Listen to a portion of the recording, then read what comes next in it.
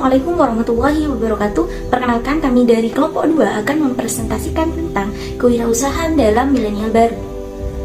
Memasuki era globalisasi atau era digital yang ditandai dengan adanya kegiatan dan kehidupan sehari-hari masyarakat Indonesia yang serba digitalisasi atau otomatis, era globalisasi ini dapat meningkatkan kehidupan ekonomi Indonesia menjadi lebih baik.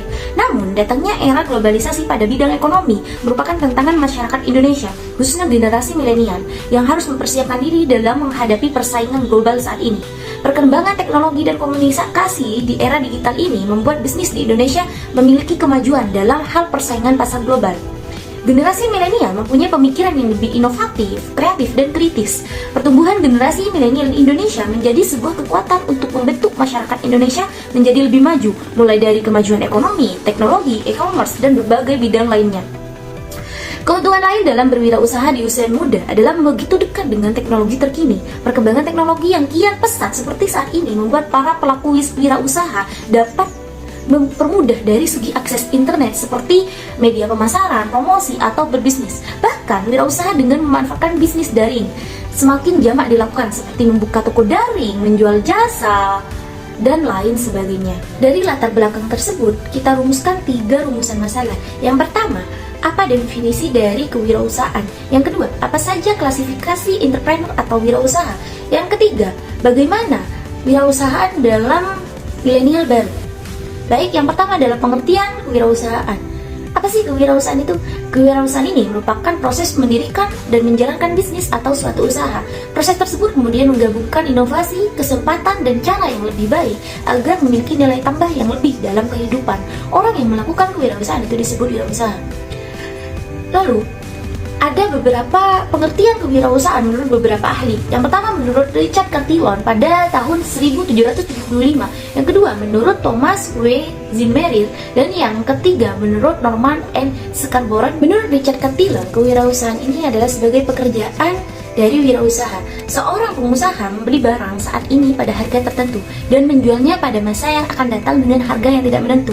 Jadi definisi ini lebih menekankan pada bagaimana seseorang beresiko atau ketidakpastian. Yang kedua, menurut Thomas W. Zimmeril, kewirausahaan ini adalah penerapan inovasi dan kreativitas untuk memecahkan masalah dan memanfaatkan peluang yang orang lain hadapi setiap harinya.